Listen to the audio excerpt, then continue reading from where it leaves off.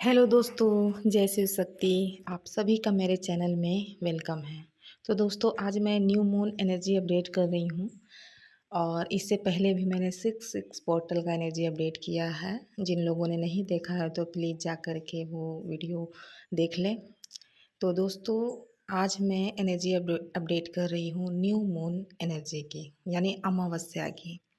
तो दोस्तों, जब भी अमावस्या आती है तो अमावस्या में जितनी भी नेगेटिव एनर्जी रहती है वो एक्टिवेट हो जाती है और वो जितने भी स्पिरिचुअल लोग हैं उन पे हावी होती है, यानी उन्हें नुकसान पहुंचाती है। और ये असर आपको ज़रूर ही दिखाई दे रही होगी, आपके आसपास आपको महसूस हो रही होगी। और जिन लोगों की अभी स्पिरिचुअल जर्नी शुरू हुई है उन पे ज़्यादा ये अटैक होती है।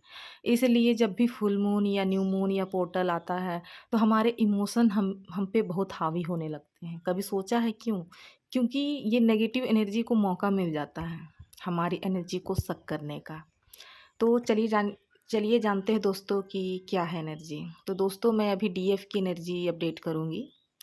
तो दोस्तों, मंडे से मैंने देखा कि डीएफ पर कार्मिक के अटैक हो रहे हैं और ज़्यादातर जो कार्मिक हैं उनके फैमिली मेम्बर हैं।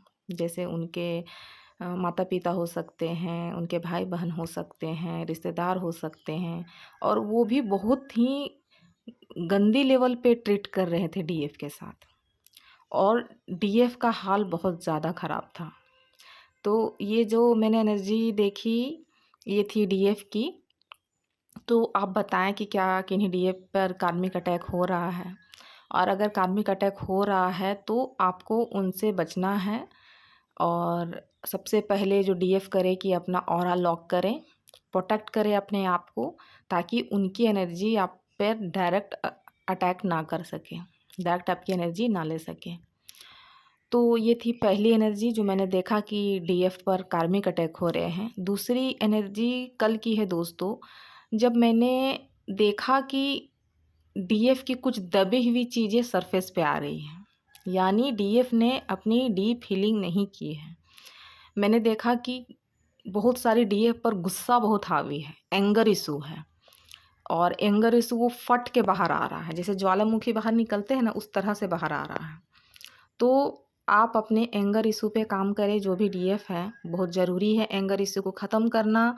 हमारी जो सबसे बड़ी ब्लॉकेज होती है वो एंगर की होती है। तो आपको ये एनर्जी को लेट गो करनी ही होगी, इसे अपने अंदर से निकालना ही होगा, क्योंकि आप यहाँ आए हैं अपनी सोल की ग्रोथ करने के लिए, अपने आप को प्योर बनाने के लिए। और अगर ये सब चीज़ों को आप होल्ड करके रखोगे तो आप प्योर कैसे होगे, आपकी सोल कैसे ग्रोथ करेगी? तो अपने एंगर इशू को भी हील करें, डीएफ खास तौर से हील करें। ये ब्लॉकेज दिख रहा है। और न्यू मून के दिन के जो एनर्जी मुझे एक और ये तो दूसरी एनर्जी थी दोस्तों। और तीसरी एनर्जी ये है कि मैंने देखा कि कुछ डीएफ के लोअर चक्रा ब्लॉक हैं। तो डीएफ अपनी लोअर चक्रा में काम करें। और कुछ डीएफ को पेट से रिलेटेड समस्याएं हो सकती हैं, पेट दर्द हो सकता है कुछ। अगर कोई किन्हीं को कुछ पेट से रिलेटेड कोई बीमारी हो तो वो सरफेस पे आ सकती है, यानी डीएफ बीमार हो सकती है।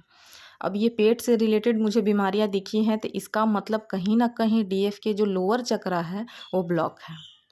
डीएफ जो इस जर्नी में आती है, सबसे बड़ी गलती क्या करती है कि वो उनके ऊपर के जो चक्रा होते हैं वो तो एक्टिवेट हो जाते हैं, उन्हें सारी चीज़ें डाउनलोड होने लगती है, सेंस होने लगती है, अपने सोल से जुड़ जाते हैं, लेकिन वो कहीं ना कहीं अपने जड़ से नहीं जुड़ पाती है, यानी रूट, सैक्रल और मणिपुर चक्रा। इन चक्रों को भी बैलेंस करना बहुत ज़रूरी है। सारे चक्रों को बैलेंस करना ज़रूरी है दोस्तों। जब तक सारे चक्र बैलेंस नहीं होंगे तब तक हम बैलेंस नहीं हो पाएंगे। तो आप कहीं न कहीं ये डिवाइन का संकेत है कि आप अपने लोअर चक्रा को भी बैलेंस करें। ख़ास तौर से जो मैंने डीएफ को देखा, ये रूट चक्र, सैक्रल चक्र और मणिपुर चक्र बहुत बुरी तरह से ब्लॉकेज हैं। तो इनको हील करें। सबसे पहले आप चक्रास मेडिटेशन करें और इनकी ब्लॉकेज को हील करें और बैलेंस करें। और तो ये तो थी डीएफ की एनर्जी। तो आप सब ज़रूर बताएं दोस्तों, कमेंट करें कि आपके साथ भी ऐसा हो रहा है। और अगर हो रहा हो तो आप अपना प्रोटेक्शन ज़रूर लें और अपना सेफ्टी का ख्याल रखें और इनर वर्क ज़रूर करते रहें। ये तो था डीएफ की एनर्जी जो मुझे दिखाई दी। अब मैं अपडेट करती हूँ डीएम की एनर्जी। तो दोस्तों डीएम की एनर्जी जो मैंने चेक की है, तो डीएम अभी बहुत बैलेंस दिख रहे हैं। जितने भी डीएम थे जो आज तक वो बहुत नेगेटिविटी में थे और बहुत लो थे, अब वो थोड़ा थोड़ा संभलना स्टार्ट कर कर रहे हैं। धीरे धीरे स्टेबल हो रहे हैं, चीज़ों को वो समझ रहे हैं कि ऐसा क्यों उनके साथ हो रहा है, क्यों उनके लाइफ में डीएफ आई, क्यों सेपरेशन हुआ। वो सारे ये जो थॉट प्रोसेस है ना, कंटिन्यू उनके माइंड में चल रहा है और इन चीज़ों को वो अब ऑब्जर्व कर रहे हैं, मिला रहे हैं और सारी चीज़ों को वो देख रहे हैं। क्यों पहले सेपरेट हुए, फिर क्यों उनकी फैमिली ने इनके साथ ऐसा किया, दोस्तों ने इनके साथ ऐसा क्यों किया, क्यों उनको धोखा मिला, क्यों इनके साथ ऐसी हो रही है, क्यों वो फाइनेंशियली लो हो रहे हैं। ये सारे चीज़ वो देख रहे हैं, समझ रहे हैं। कहीं न कहीं उनकी आँखें खुलना शुरू हो गई है और जो किया है ये डिवाइन ने तो किया ही किया है। सबसे पहले तो जो डीएम का डिसीजन था डीएफ से अलग होने का, वो कहीं न कहीं पछतावा के रूप में उनके सामने आ रहा है। लेकिन अभी भी जो मैं देख पा रही हूँ कि इतना होने के बाद भी वो अभी डीएफ के पास नहीं आना चाह रहे हैं, क्योंकि ईगो हावी है। डीएम 3D लाइफ से बहुत जुड़े होते हैं दोस्तों। जितने भी डिवाइन मस्कुलाइन हैं वो अपने 3D लाइफ से बहुत ज़्यादा जुड़े हुए रहते हैं और इसीलिए उन पे ईगो बहुत हावी रहता है। ख़ास तौर से वो कभी भी एक्सेप्ट नहीं करते इस जर्नी को। आप कभी भी देख लेना, डीएम जल्दी से ईज़िली तो एक्सेप्ट करते ही नहीं हैं। तो अभी उनको टाइम लगेगा, क्योंकि उनके ईगो को ख़त्म होना होगा और पूरी तरह से जब तक ईगो ख़त्म नहीं होगा तब तक वो अपने जर्नी को एक्सेप्ट नहीं करेंगे, स्पिरिचुअल जर्नी को एक्सेप्ट नहीं करेंगे। तो उनकी हीलिंग होने दीजिए। डिवाइन प्रोसेस में है, डिवाइन काम कर रहे हैं उनके ऊपर। तो ये सारा प्रोसेस डिवाइन पर छोड़ दीजिए, आप लेट गो कीजिए। लेकिन सबसे बड़ी जो चीज़ है, डीएफ खुद पे काम करें। डीएम की भी जो मैंने चीज़ें बताएं वो आप में भी ब्लॉकेज है, इसी कारण से आपके डिवाइन मस्कुलाइन आपको मिरर कर रहे हैं कहीं ना कहीं। जिस दिन आप प्योर हो जाएंगी आपके डीएम भी प्योर हो जाएंगे। वो तो हमारे मिरर मिरर सोल है, तो जो हम अपने ऊपर काम करेंगे उनके ऊपर ऑटोमेटिक ये सब चीज़ें दिखाई देने लगेंगी। तो ये थी आज की मेरी न्यू मून एनर्जी।